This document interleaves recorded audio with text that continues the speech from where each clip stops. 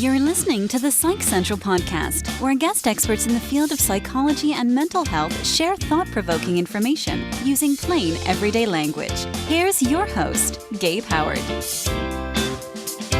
Hello, everyone, and welcome to this week's episode of the Psych Central podcast. I'm your host, Gabe Howard, and calling into the show today, we have Aidan Smyth. Aidan is currently a graduate student in the psychology department at Carleton University. His area of study focuses on romantic relationships, mindfulness, and goal pursuit. Aidan, welcome to the show. Thank you very much, Gabe. Aidan, you're here today because you conducted a study that had some surprising results and garnered you some national attention. In a nutshell, you discovered that people's feelings about their romantic relationships, both past and present, aren't based on fact at all, but more how they feel in the moment. Can you tell us about your study and what specifically you were looking to discover? Sure. So this work was inspired by a fairly large body of research that suggests that for better or worse, we aren't always as accurate as we might like to believe when it comes to the way that we think about our partners and our relationships. For example, our perceptions of our relationships can be quite subjective and are often biased by our hopes and our goals. So assuming you want your relationship to work out, you might tend to see it through rose-colored glasses, so to speak. For this particular study, my colleagues and I, Dr. Johanna Pietz and Adrian Capaldi, we were interested in what happens to people's perceptions of their relationships after a breakup when they may no longer be motivated to see it in the best possible light, and in fact, may even be motivated to see it in a negative light. Specifically, we were interested in whether or not people who had recently experienced a breakup would show a bias in the way they remembered their former relationships, and we wanted to see if they would recall them as worse than they actually said that they were while they were still dating.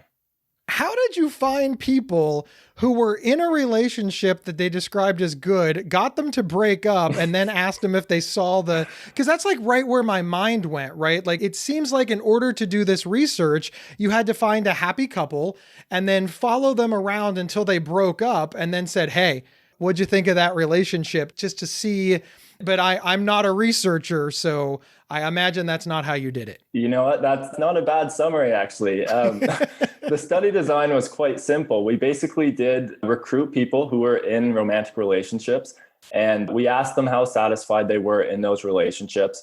And then we waited a few months with evil grins on our faces, I suppose you could say, at which point we contacted them again, and a quarter of the sample had experienced a breakup at that point. And so at this point, we asked those individuals how satisfied they had been a few months earlier while they were still dating their now ex-partner. And you found out that the information that they gave when you contacted them the second time was wildly different than the information they gave you the first time. Yes. After a recent breakup, people thought that they hadn't been as happy as they actually had been. And they also recalled their former partners as less compatible than they actually had originally said that they were. So essentially, they recalled their past relationships as worse than they actually were, or at least worse than they said that they were while they were dating. Interestingly, it didn't seem to matter how long they had been in those past relationships for. And just to clarify, when you first met these couples, they said, we're happy with each other. She's great, he's great, we're happy, we're dating, everything is hunky-dory. They're the one. And then after they broke up, it was, I always knew that this wasn't going to work out. I was miserable every day and I saw it coming. Is that sort of the answers that you were getting the second time around? There's certainly a little bit of that going on. And I guess one thing to highlight would be that the people who ended up breaking up did in fact report less satisfaction in their relationships than the people who ended up staying together over the course of the study. So there was a difference even at baseline there at the start of the study in terms of how satisfied people were. But yes, then after the fact, we did see some inaccuracies in terms of the way that they recalled their past relationship. On one hand, it doesn't surprise me that when you're in a relationship, you would describe it as positive. And I know putting a research modality on it or anonymity, I'm assuming that you didn't interview them together. You interviewed each participant separately. Yes. So, and it actually wasn't even couples that were included in the study. It was individuals who were in romantic relationships. So Gotcha. Yes. So It doesn't surprise me, again, not a researcher, that when you're in a relationship, you would describe it positively. There's a little bit of self-protection there, right? I mean, if somebody sat me down and said, Gabe, are you happy with your relationship? And I was like, no, I'm miserable and I hate it. That doesn't make sense. There's like a protective quality that's like, no, of course not. I love her. We're working hard. I can see using positive language like that, even if I had reservations. Did you notice sort of a read between the line language, even in the positivity, or was it just straight up happy? The way that we actually measured sort of their levels of satisfaction in the relationship was actually just with questionnaires. So we weren't doing interviews with these individuals, which would be interesting to do as well, though. And I think you'd pick up on a lot more of the descriptors that you're talking about there. But we looked at questionnaires and looked at the way their scores changed when they rated their relationship satisfaction and partner compatibility. And what did you find out? What was the bottom line of all of this at the conclusion of the study? Basically, the bottom line was that people, they were inaccurate in the way that they recalled their former relationships and essentially thought that they had been significantly less satisfied than they actually said they were while they were still in those relationships. And if I understand correctly, you also found out that a lot of people realized that they didn't hate their exes as much as they thought they did. And hate's a strong word. Maybe dislike, weren't as miserable. Was that a flip side as well? So this is what we found. I'm not sure if the participants would acknowledge this or that they were aware of this. Fair enough. We didn't directly look into this in the study, but one possibility is that this finding could have to do with the fact that our memories of the past are often colored by the way that we feel in the present. Given that a breakup is often accompanied by a lot of emotional distress, these difficult feelings may sort of get in the way of people's ability to recall their former relationships accurately, and instead may lead them to remember them as worse than they actually were. Another possibility is that this type of bias might actually help people cope with the breakup and start to move on from that former partner. We know from past research that the way people think about their ex-partners is quite important when it comes to getting over a breakup. For example, thinking fondly of an ex has been associated with continued attachment to that partner, preoccupation with the former relationship, and ultimately worse recovery from the breakup. And I guess it's worth noting that this can also be problematic for the person's subsequent relationships as well. Other research shows that recognizing the shortcomings of an ex-partner can help with adjustment and recovery after a breakup.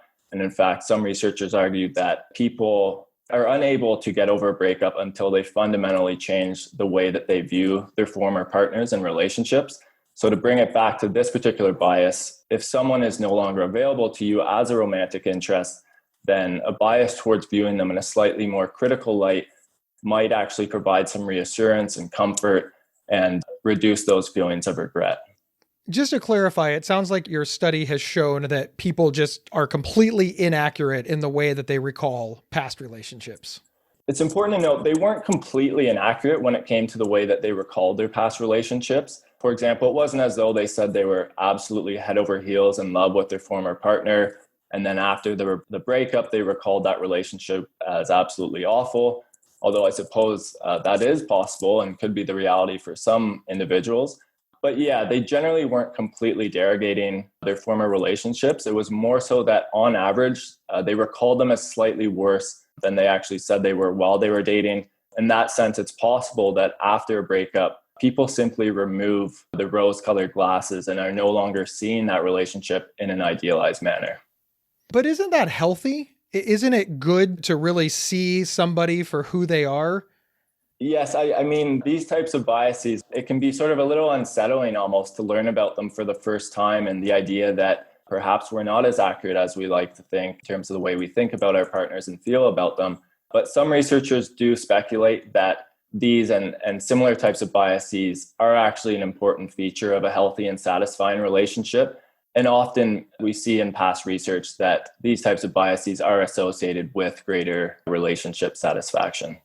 Thank you so much for explaining that. I guess I need to understand, when are people in the best position to evaluate the quality of a relationship? Is it when they're in the middle of it or only after they've broken up? Because obviously, if the best position to evaluate is after they've broken up, nobody in a healthy, happy relationship can ever get a true read on what's going on.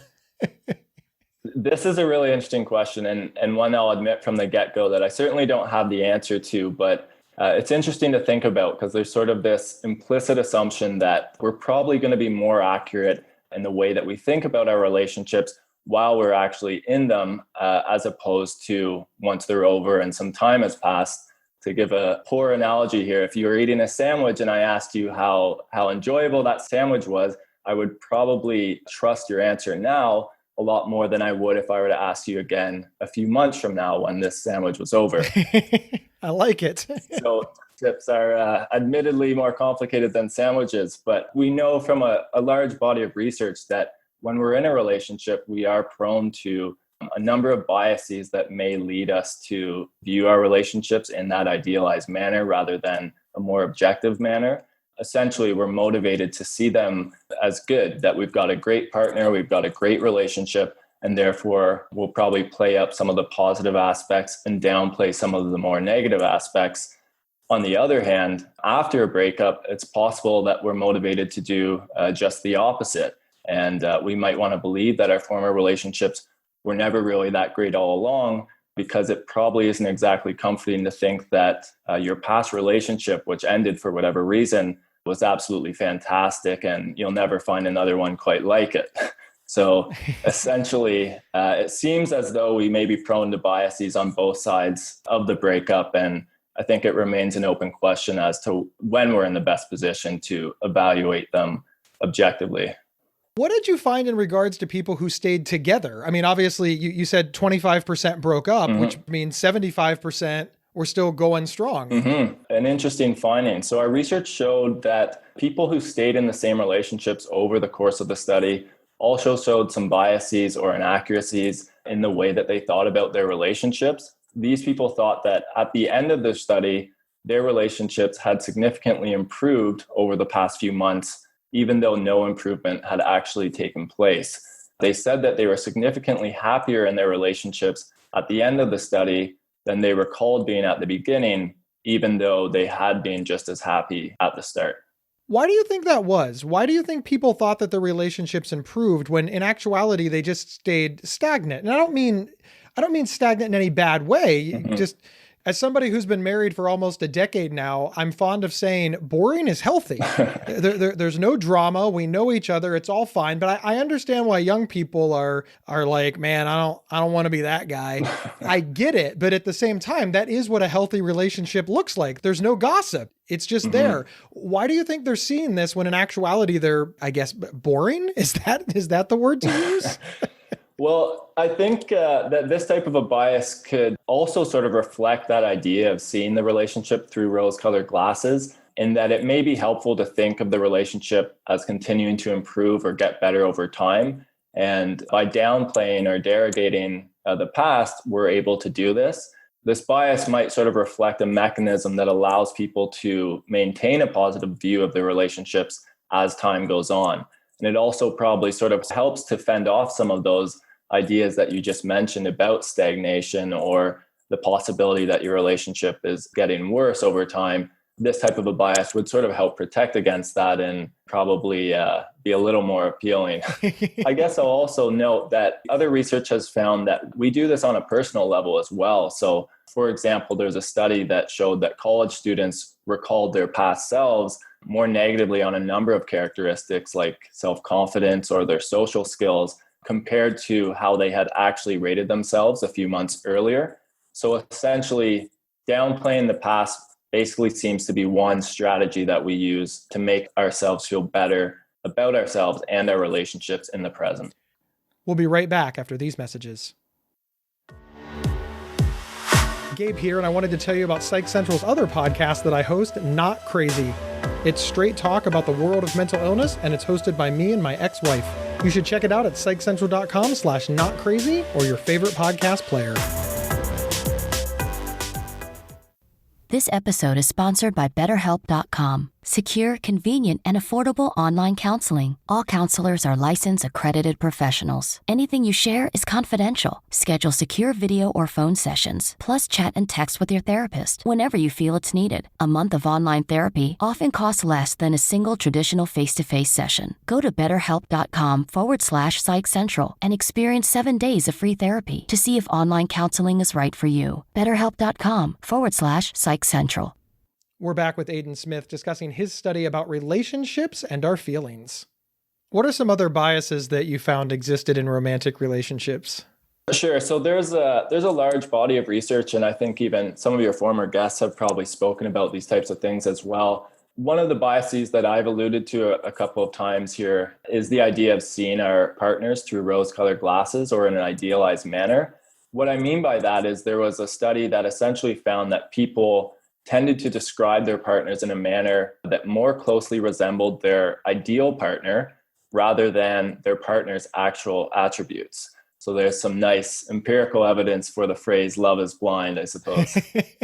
I understand from a research standpoint why facts matter, but romance I know why we research it. It's fascinating, but what you just said there kind of appeals to me. This idea that I accentuate my wife's positives and I push down and ignore her negatives, and that just lets me love her so much more. I'm of course fond of believing that in order to sustain a healthy marriage with me, you have to do that. Like that's yeah, you gotta. But sincerely, I think anybody listening to this would think to themselves, well, why is science messing with this? You think the best of your romantic partner, and you kind of give them a pass on the worst. It sounds like a bias is almost helpful, but I imagine it can go too far. So there's a lot there and a lot of great things to think about, I think. Isn't it good to accentuate the positive and diminish the negative? The very first thing that I thought when you said that is I was like, yeah, that's like any 20-year-old that said, hey, I'm getting married. What advice do you have? And I'd be like, celebrate her positives, ignore her negatives. Like that's, if she snores, yeah, downplay that. If she, is always a half an hour late getting ready, yeah, downplay that. But if she's cheating on you, you need to have like real facts. So when is it good to have the rose-colored glasses on, and when is it important to take them off? So that's a good question. And I think there is some truth to that idea. And I think that's even reflected in some of this other research that shows that these biases can be helpful and are often associated with greater satisfaction in our relationships. Now, with that being said, I do sort of wonder about a similar question that you seem to be alluding to here, which is knowing about these biases helpful? For example, is it helpful to know that your relationship may not have actually improved over time, even though you thought that it did? Or is it helpful to know that your relationship may not necessarily be better than your friends' relationships or less likely to result in a breakup? On the one hand, I'm sort of reminded of the phrase ignorance is bliss. And on the other hand, I'm reminded of a Nietzsche quote that I think goes something like, you can measure the strength of a person's spirit by how much truth they can tolerate. I like to believe that knowing about these biases can be helpful in the sense that perhaps it'll allow people to recognize that their relationships aren't perfect, and that's okay. It's okay that their relationships aren't perfect. And another possible benefit is for people that are in the early stages of a relationship, this sort of research might prompt them to potentially pay attention to red flags that come up rather than sweeping them under the rug. Perhaps this could save them a lot of stress and heartache in the long run. Humans are biased. We have biases everywhere we look, and the more research that's being done and the more we learn about our culture and society, we realize that we have biases that we're completely unaware of. I don't want that to go unsaid, but this show is specifically about romantic relationships. And one of the things that I think about is the bias we have when relationships are new. I call it new relationship energy. Whenever I am in a new relationship, whether it's a friendship, a business relationship, or a romantic relationship, everything is amazing and exciting and new. And I have this bias to essentially chase this dragon of awesome because it's so exciting and it's not boring, it's unique. And I don't know that I coined the term new relationship energy, but I think it's a well understood concept that all romantic relationships are great for a week. Mm-hmm. aren't we ruining that? Because that week is awesome. When should you make sure that the bias is understood? I guess the thing, Aidan, that I keep thinking about, and maybe I'm a hopeless romantic, maybe I'm middle-aged, maybe I've watched one too many rom-coms, but I think about the excitement of new relationships and frankly, how ridiculous they are. I would hate to think that relationships are going to come down to scientific questionnaires and why can't it just be fun for a while? But I'm also aware that people get involved in relationships that are destructive and codependent and dangerous, and they carry those out for long terms. Where's the balance? A great question. I think that's going to sort of boil down to the personal level. And I think it really would depend on the individual and how much of these sorts of uncomfortable truths they feel that they can tolerate, I guess. And maybe don't let people move in on day one, but also don't run their credits. Sure. Yeah. I think those are two great pieces of advice. There's sort of a quote that's bumping around in my mind that says, trust in God, but lock your car. And if we apply that over to romance, I think it's okay to love. It's okay to get carried away. It's okay to be excited, but maybe don't give the person the key to your house on day one. Don't do the Dharma and Greg and get married and, fact check. Remember that there is a bias and sort of apply that as you move forward. Enjoy the moment, but don't make any long-term decisions is maybe the advice that comes to mind. What was it like for you personally doing this study? Because whenever love comes up, people have generally very strongly held beliefs that have little to do with science and a lot to do with their grandmothers and and then their parents' marriage and their grandparents' marriage. As your study proved, the history of our romantic relationships plays a large role into how we feel about romantic relationships moving forward. What were the conversations in your group launching this study? So I guess one thing I would say is that I certainly was very surprised when I first learned about all these types of biases, because it can be sort of quite uncomfortable or almost threatening to think that you didn't see a former partner or a current partner as accurately as you might have. Over time, though, I think learning that this isn't necessarily a bad thing and that people need to get up in arms about, that provided me with a little bit of reassurance, I guess. But it certainly prompted me to reflect on past relationships and the way that I think about them now. And I try to sort of take the perspective of how I might have felt at the time, although these are difficult things to do. Aidan, what's the takeaway? What do you hope that society learns from your research?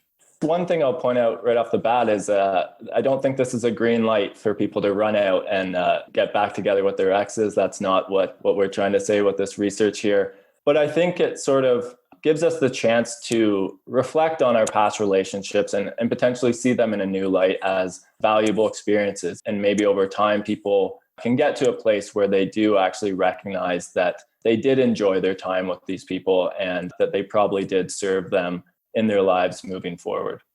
Just for our listeners, please keep in mind that there was a final sample size of 184 participants. Roughly half of these participants were undergraduate students. The average age of the entire sample was about 27 years old, and 60% of the sample were female, 65% Caucasian.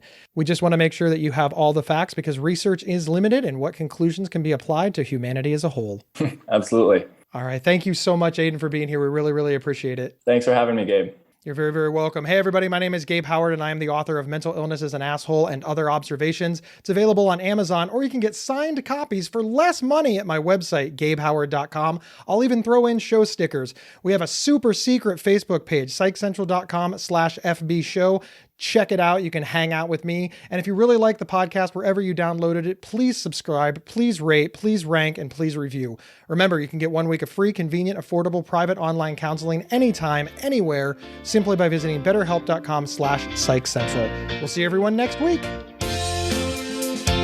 You've been listening to the Psych Central podcast. Want your audience to be wowed at your next event? Feature an appearance and live recording of the Psych Central podcast right from your stage. For more details or to book an event, please email us at show@psychcentral.com. Previous episodes can be found at psychcentral.com/show or on your favorite podcast player. Psych Central is the internet's oldest and largest independent mental health website, run by mental health professionals. Overseen by Dr. John Grohall, Psych Central offers trusted resources and quizzes to help answer your questions about mental health, personality, psychotherapy, and more. Please visit us today at psychcentral.com. To learn more about our host, Gabe Howard, please visit his website at gabehoward.com. Thank you for listening, and please share with your friends, family, and followers.